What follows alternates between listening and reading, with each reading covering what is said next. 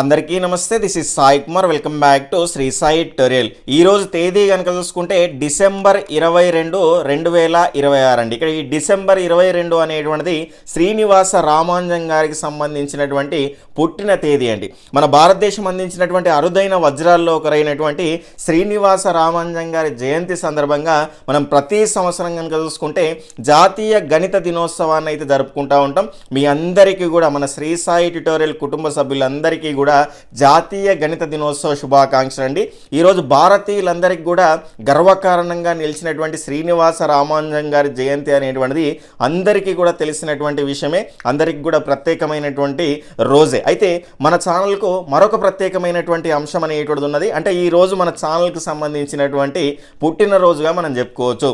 మన ఛానల్ అనేటువంటి శ్రీనివాస రామానుజన్ గారి జయంతి సందర్భంగా 2019 ఇక్కడ చూసుకుంటే మనకు డిసెంబర్ 22 అయితే స్టార్ట్ చేయడం అయితే జరిగింది. ప్రజెంట్ ఇప్పుడు మనకు ఈ రోజు కనుక చూసుకుంటే డిసెంబర్ 22, 2026 అండి. అంటే మొత్తంగా 6 ఇయర్స్ జర్నీ అండి. ఇదంతా కూడా మీ అందరి సపోర్ట్ వల్లనే మన ఛానల్ అనేటువంటిది చాలా క్వాలిటీగా రన్ అనేటువంటిది అవుతున్నది. అంటే ఇన్ని సంవత్సరాలుగా కంటిన్యూగా ఈ ఎడ్యుకేషన్కి సంబంధించిన ఫీల్డ్లో ఉండడం అనేటువంటిది అంత ఆషామాషి విషయం అనేటువంటిది కాదు. అదంతా కూడా మీరు ఇచ్చేటువంటి సపోర్ట్ వల్లనే సాధ్యమవుతున్నది. కాబట్టి ఈ సపోర్ట్ అనేటువంటిది ఎల్లప్పుడూ కూడా ఈ రకంగానే ఉండాలని కోరుకుంటున్నానండి. ఈ రోజు కనుక చూసుకుంటే 6th క్లాస్కు సంబంధించినటువంటి చాలా ముఖ్యమైనటువంటి అంశాలు గ్రామర్కు సంబంధించి ప్రతిసారి కూడా కావాలంటే మీరు ప్రీవియస్ క్వశ్చన్ పేపర్స్ అనేటువంటి చూడండి. ముఖ్యంగా పేపర్ 1 అయినా పేపర్ 2 అయినా అవ్యయం అంటే ఏంటి, లింగ వచన విభక్తులు లేనిది, అంటే ఆ ఏరియా నుంచి మనకు రెగ్యులర్గా ప్రశ్నలు అనేటువంటివి వస్తున్నాయి. దానికి సంబంధించినటువంటి పూర్తి వివరాలు అనేటువంటివి ఈరోజు మనం ఈ వీడియో ద్వారా తెలుసుకునేటువంటి ప్రయత్నం అనేటువంటిది అయితే చేద్దాం. తెలుసుకునే ముందు వీడియోని చూస్తున్నటువంటి ప్రతి ఒక్కరు కూడా తప్పకుండా లైక్ చేసేటువంటి ప్రయత్నం అయితే చేయండి. ఇలాంటి క్వాలిటీ అప్డేట్స్తో పాటు టెట్ 2 డిఎస్సి ఇతర పోటీ పరీక్షలకు సంబంధించినటువంటి regular latest updates, free class guidance అనేటువంటిది కూడా మీరు పొందాలి అనుకుంటే ఈ వీడియో క్రింద ఉన్నటువంటి సబ్స్క్రైబ్ బటన్ క్లిక్ చేసుకొని పక్కనే ఉన్నటువంటి ఆల్ నోటిఫికేషన్ బెల్ ఐకాన్ని క్లిక్ చేస్తే నేను చేసేటువంటి ప్రతి వీడియో కూడా మీకు నోటిఫికేషన్ రూపంలోకి అయితే రావడం అనేటువంటిది జరుగుతుంది.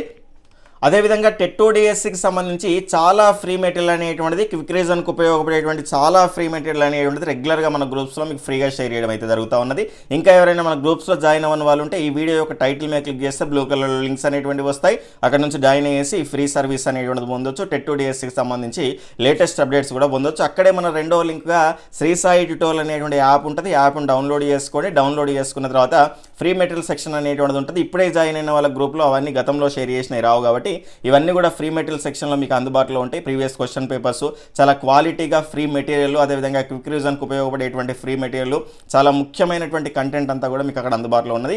యూజ్ చేసుకునే ప్రయత్నం అయితే చేయండి. ఇక కంటెంట్లోకి వెళ్తే కనుక ఇది 6th క్లాస్లో ఉన్నటువంటి గ్రామర్ అండి. ఖచ్చితంగా మనకు ఇక్కడ గ్రామర్కి సంబంధించి ఎస్సీఆర్టీ పుస్తకాల్లో ఏ గ్రామర్ అయితే ఉందో వాటి నుంచి మాత్రమే బిట్లు అనేటువంటివి పడుతున్నాయి. ఆ అంశాన్ని మీరు మైండ్లో పెట్టుకోండి. బయట దొరికేటువంటి ఏవైనా కూడా ఎస్సీఆర్టీ పుస్తకాల్లో అంశాలు మాత్రమే ఇస్తే మాత్రం అవి చదవండి. లేదంటే కేవలం ఎస్సీఆర్టీ పుస్తకాలు మాత్రమే చదివేటువంటి ప్రయత్నం అనేటువంటి చేస్తేనే మీరు అనుకున్నటువంటి స్కోర్ అనేటువంటిది వస్తుంది. ఈ వీడియో అనేటువంటిది మొత్తంగా మీరు చూసినారు అనుకోండి, ఖచ్చితంగా 2 మార్కులు అయితే మీ జేబులో ఉన్నట్టండి. రెగ్యులర్గా మనకు వీటిపైన ప్రశ్నలు అనేటువంటివి వస్తున్నాయి. చాలా ముఖ్యమైనటువంటి ఏరియా, క్లియర్గా చూసే ప్రయత్నం అయితే చేద్దాం.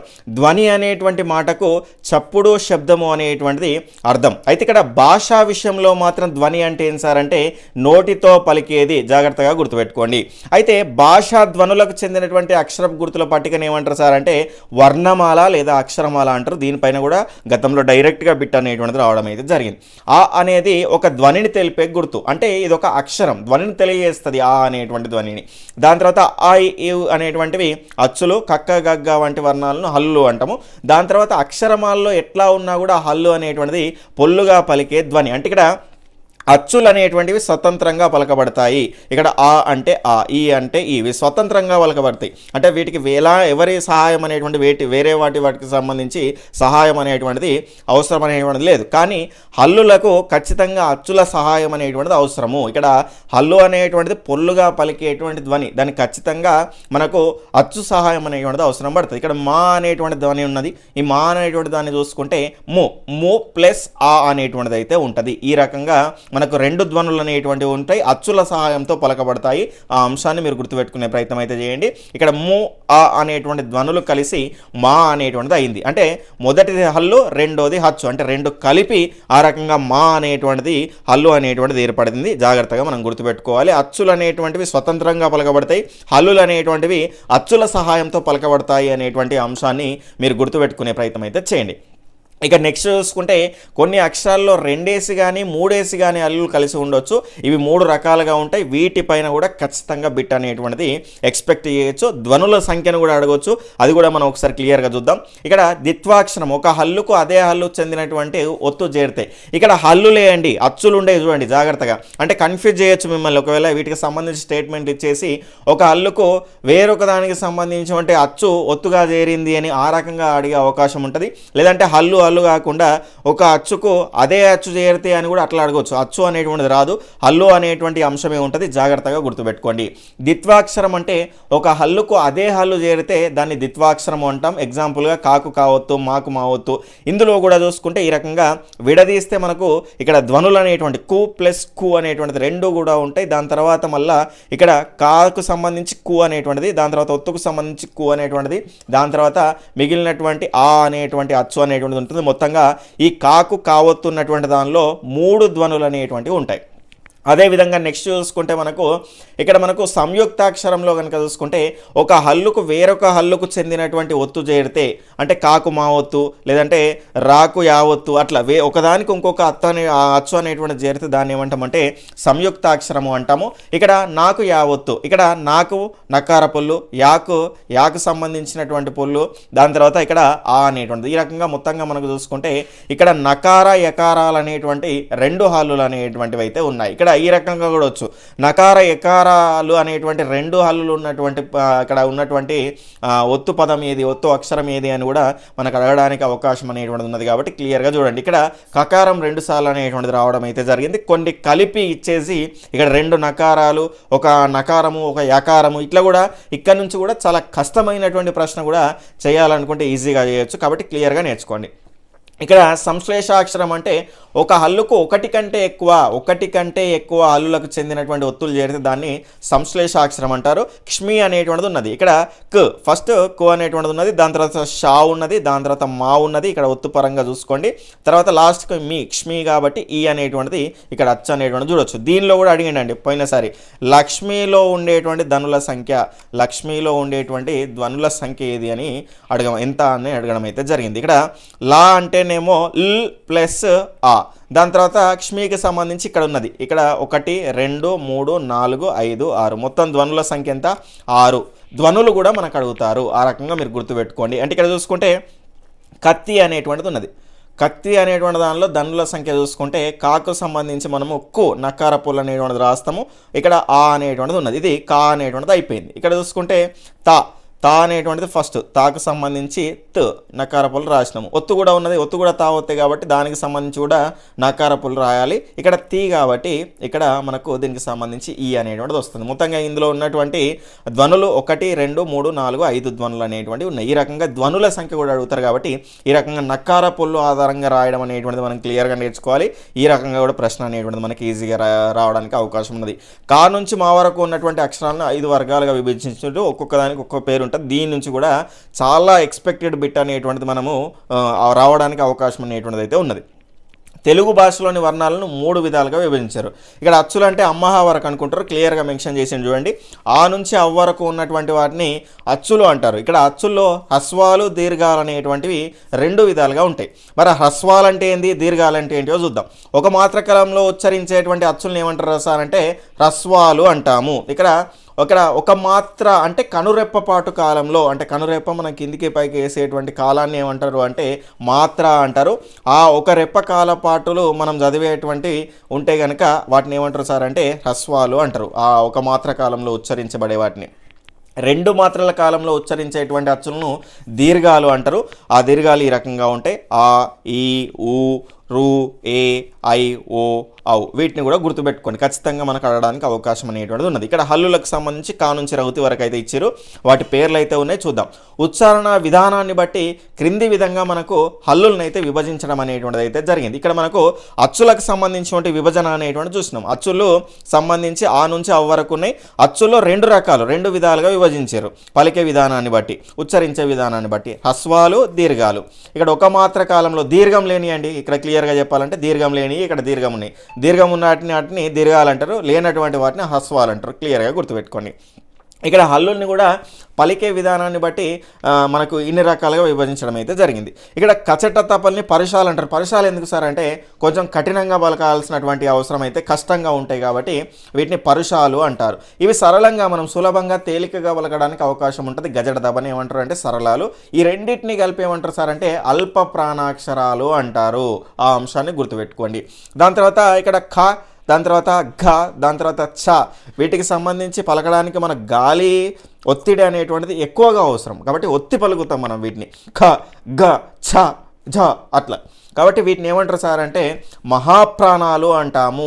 వీటికి మరొక పేరు ఏంటి సార్ అంటే వర్గయుక్కులు. కింద జటకాలు ఉన్నాయి అంటే వాటిని మహాప్రాణాక్షరాలు లేదా వర్గయుక్కులు అంటాం.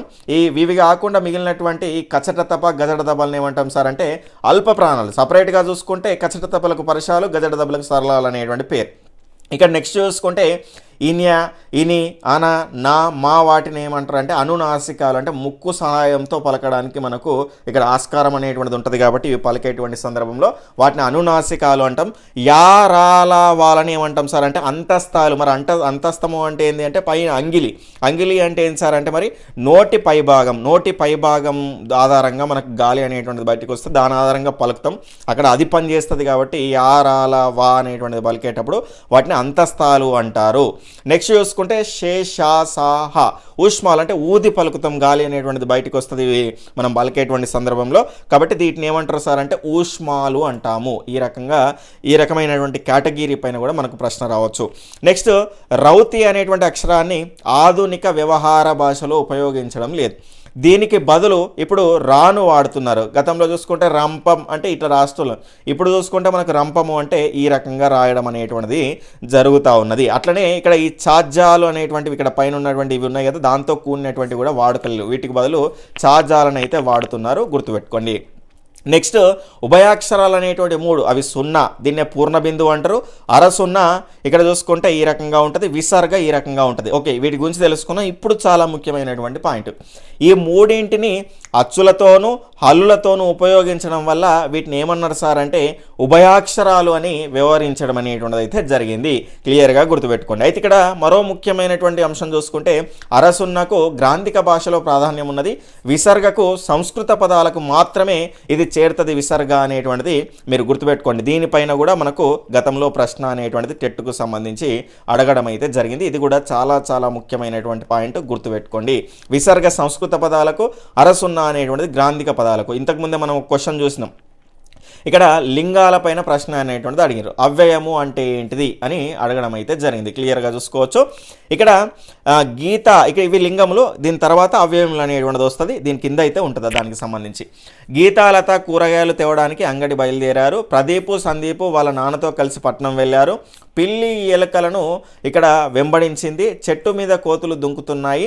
ఇక్కడ పై వాక్యాల్లో గీతాలత, ప్రదీప్, సందీప్, నాన్న, పిల్లి, ఎలుక, చెట్టు, కోతులు మొదలైనటువంటి వాటి పదాలని పరిశీలిస్తే గీతాలత అనేటువంటివి ఇక్కడ స్త్రీలకు సంబంధించిన పదాలు కాబట్టి స్త్రీలింగాలు.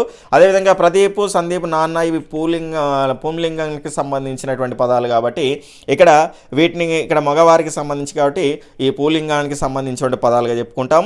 ఇక ఇవి పిల్లి, ఎలుక, చెట్టు, కోతులు ఇక్కడ ఆ లింగం అనేటువంటిది చెప్పబడట్లేదు, మగవాళ్ళ ఆడవాళ్ళ అనేటువంటి చెప్పబడట్లేదు కాబట్టి వీటిని అవి రెండు కానటువంటి వాటిని ఏమంటారు సార్ అంటే నపుంసక లింగము అని అంటాం. అయితే ఈ 3 లింగాలు అంటే వచనాలు, ఇప్పుడు ఈ లింగాలు పురుష వచనం కానీ లేదంటే స్త్రీ వచనం కానీ ఆ రెండు కానీ వచనం కానిది.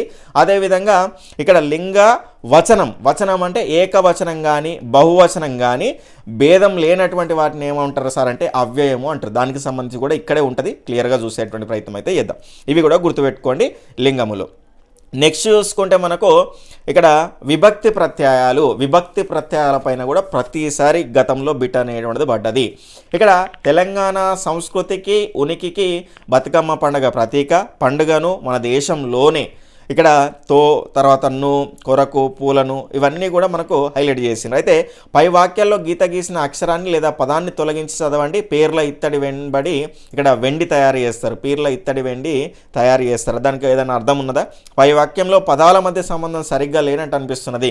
పేర్ల ఇత్తడి వెండి అనేటువంటి వాక్యం అనేటువంటిది ఉంటుందా? ఉండదు. ఇప్పుడు నువ్వు కానీ తో కానీ అనేటువంటి ప్రత్యయాలను ఉపయోగించి చదవండి అనేటువంటి అంశాన్ని అయితే ఇక్కడ క్లియర్గా మెన్షన్ చేశారు. అప్పుడు కనుక చూసుకుంటే పేర్లను ఇత్తడితో వెండితో తయారు చేస్తారు. అంటే ఇప్పుడు ఒక అర్థం అనేటువంటిది ఏర్పడ్డది. కాబట్టి ఇట్లా పదాల మధ్య అర్థ సంబంధాన్ని ఏర్పరిచేటువంటి ఉపయోగించే వాటిని ఏమంటారు సార్ అంటే విభక్తి ప్రత్యయాలు. ఈ నిర్వచనం పైన కూడా గతంలో ప్రశ్న అనేటువంటిది రావడం జరిగింది. మీరు 2024-25 క్వశ్చన్ పేపర్స్ అయితే చూడండి, మీకే క్లియర్గా క్లారిటీ అనేటువంటిది ఏర్పడుతుంది. ఖచ్చితంగా ఈ మ్యాప్ అనేటువంటిది అందరికీ వచ్చే ఉంటుంది. డూమోవులు ప్రథమ విభక్తి, నిన్నులను గూచి గురించి ద్వితీయ విభక్తి, చేతన్ తోడంతో తృతీయ విభక్తి, కొరకున్కై ఇక్కడ చతుర్థి విభక్తి, కోసము అనేటువంటిది కూడా వాడచ్చు. ఇక్కడ నకార పొల్లు ఉన్నా కూడా దీన్ని యూజ్ చేసుకోవచ్చు. తోడన్ తోన్ ఈ రకంగా. వలనన్ కంటెన్ పట్టి, కిన్కున్ యొక్క లోన్ లోపలన్, అందున్నన్ ఓరి ఓయి ఓరి ఓసి సంబోధన ప్రథమ విభక్తి. ఈ విభక్తుల పేర్లు అనేటువంటి ఖచ్చితంగా మీరు గుర్తుపెట్టుకోవాలి. వీటిపైన కూడా మనకు ఈ రకంగా అడగవచ్చు. ఇక్కడ పండుగను నిన్నులను గూర్చి గురించి ఇక్కడ ఏంది ఇది ద్వితీయ విభక్తి. వెండితో చేతన్ తోడంతో తృతీయ విభక్తి. ఈ రకంగా గీత గీసినటువంటి దానికి సంబంధించి ఏ విభక్తి ప్రత్యయము అని అడగడానికి అవకాశం అనేటువంటిది అయితే ఉంటుంది. అయితే ఇక్కడ ఈ డూమూవులు అనేటువంటి ప్రత్యయాలు, దానికి సంబంధించి విభక్తి ఏంది? ప్రథమ విభక్తి. ఆ అంశాన్ని గుర్తుపెట్టుకోండి. ఇప్పుడే మనం చెప్పుకున్నాం అవ్యయము అంటే ఏందో అనేది. ఇక్కడ నిదానమే ప్రధానం, అట్లాంటి సోమవర్తనం పనికిరాదు. మనిషికి వినయం అలంకారం, అయితే అతి వినయం పనికిరాదు. ఆహా ఈ ప్రకృతి దృశ్యం ఎంత బాగుందో. ఇక్కడ ఈ వాక్యాల్లో అట్లని, అయితే, ఆహా ఈ పదాలు ఇచ్చి కూడా ఇవేంటి అని అడిగిండు. ఆ అవ్యయాలు మొదలైనటువంటి పదాలు చూశారు కదా. ఇక్కడ పూలింగము స్త్రీలింగం అనేటువంటిది లేదు. ఇక్కడ నపుంసకలింగం అనేటువంటిది చెందినటువంటి పదాలు కూడా కావు. అట్లాగే విభక్తులు కూడా కావు. ఇంతకుముందు చెప్పుకున్నటువంటి విభక్తులు కూడా కావు. దాని తర్వాత నెక్స్ట్ ఏకవచన బహువచనాలు అనేటువంటి తేడా కూడా లేదు. కాబట్టి ఇట్లాంటి పదాలను ఏమంటాం సార్ అంటే అవ్యయాలు అని అంటాం. ఇక్కడ క్లియర్గా చూడొచ్చు. ఇక దీని నుంచే డైరెక్ట్గా అడిగిన ప్రశ్న ఇక్కడ చూడొచ్చు.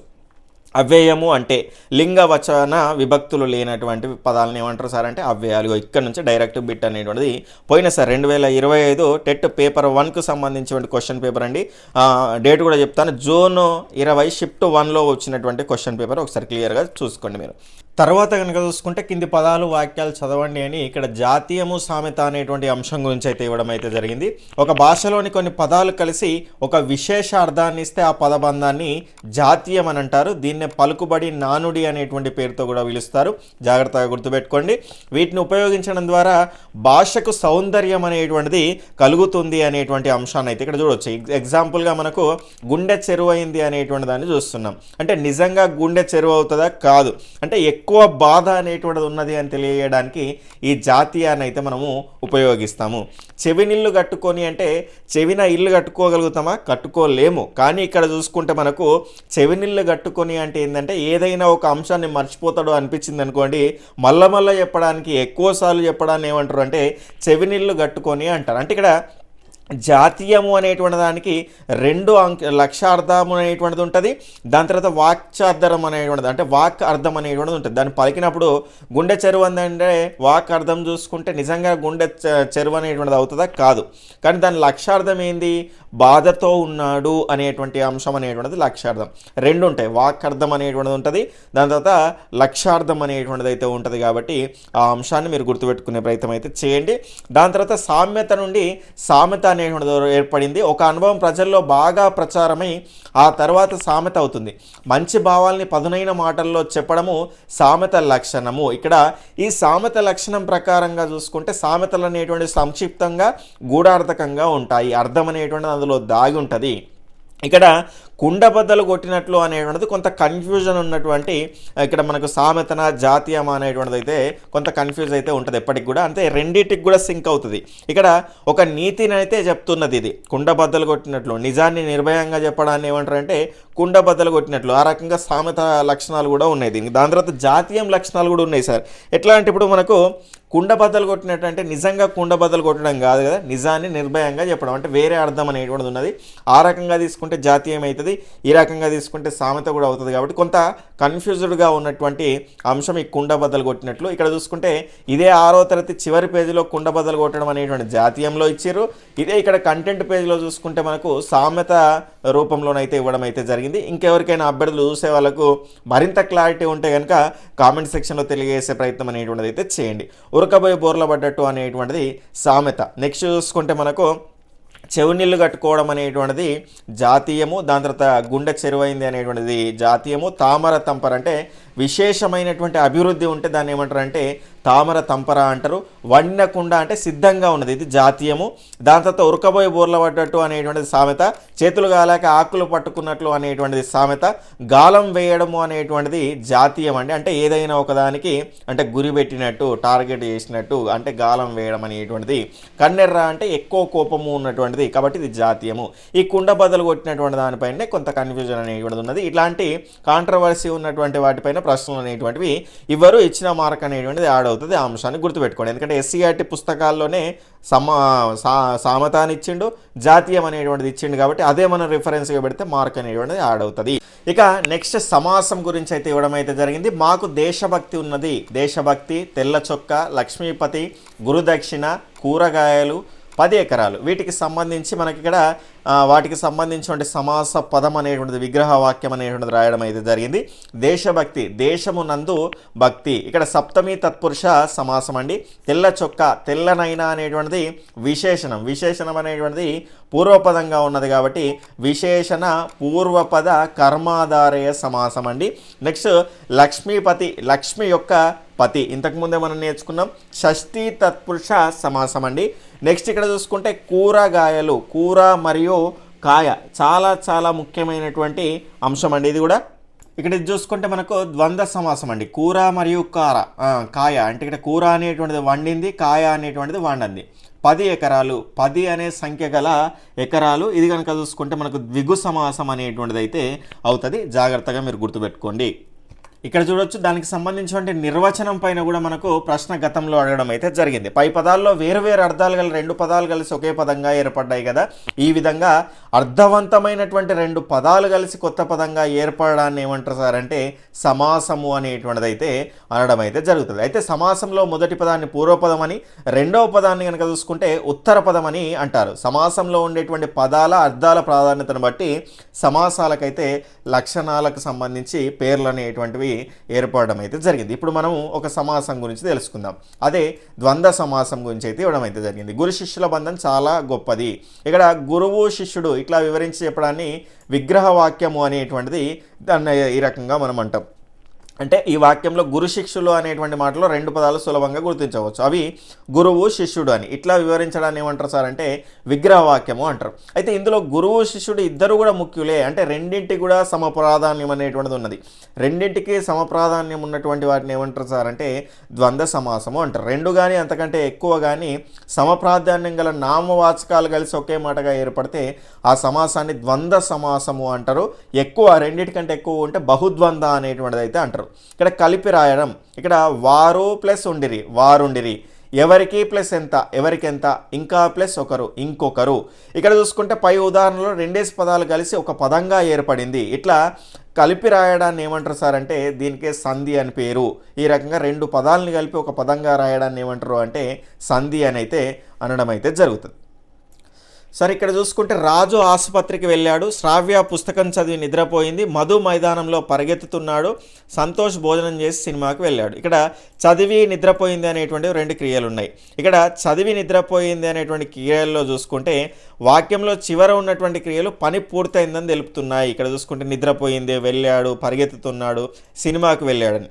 ఇట్లా పని పూర్తయినట్లు తెలిపే క్రియలను ఏమంటారు సార్ అంటే సమాప క్రియలు. వాక్యం మధ్యలో ఉన్నటువంటి క్రియలు ఇక్కడ చదివి ఏం చేసారు నెక్స్ట్ ఆ రకంగా. కాబట్టి క్లియర్గా మనం ఒకసారి చూసుకోవాలి. చేసి అంటే ఏం చేసారు నెక్స్ట్ భోజనం చేసి ఈ రకంగా. కాబట్టి క్లియర్గా ఈ మధ్యలో ఉన్నటువంటివి అసమాపక క్రియలు, అంటే పూర్తిగా అనేటువంటి క్రియలు, కంప్లీట్ అయినటువంటి క్రియలు అనేటువంటివి ఇక్కడ నిద్రపోయింది, చదివి అనేటువంటిది అసమాపక క్రియ, నిద్రపోయింది అనేటువంటిది కనుక చూసుకుంటే మనకు కంప్లీట్ అయినటువంటి క్రియ, సమాపక క్రియగా మనం చెప్పొచ్చు. నెక్స్ట్ క్రింది పదాలను కలిపి విధానాన్ని అయితే ఇక్కడ చూడొచ్చు. నేడు ప్లస్ ఇక్కడ నేడిక్కడ అంటే ఇక్కడ మనకు క్లియర్గా ఇచ్చారు చూడండి. ఇక్కడ మొదటి పదంలో నేడు చివరి అచ్చు అంటే పూర్వస్వరము, ఇక్కడ నేడు అనేటువంటిది చివరి అచ్చు పూర్వస్వరము, ఊ అనేటువంటి రెండవ పదం ఇక్కడలో మొదటి అచ్చు పరస్వరము. ఈ ఊ కారానికి ఇకారం కలిసినప్పుడు ఇకారమే నిలబడింది, అంటే సంధి జరిగిందన్నమాట. అంటే పూర్వస్వరానికి పరస్వరం వచ్చి చేరినప్పుడు పరస్వరమే నిలుస్తుంది, దీన్నే సంధి అంటారు అనేటువంటిది అయితే ఇక్కడ అయితే ఇవ్వడం అయితే జరిగింది. పూర్వ పరస్వరాలకు పరస్వరం ఏకాదేశమగుటను సంధి అంటారు అనేటువంటిది అయితే ఇక్కడ క్లియర్గా మనకు మెన్షన్ చేశారు. చూసుకునే ప్రయత్నం అయితే చేయండి. ఈ రకంగా 6th క్లాస్లోనే చాలా ముఖ్యమైనటువంటి అంశాలు అనేటువంటివి అయితే మనకు ఉండడం అయితే జరిగింది. ఈ పీడిఎఫ్ను కూడా మన గ్రూప్లో మీకు షేర్ చేయడం అయితే జరిగింది. క్లియర్గా ఒకసారి చూసుకోండి.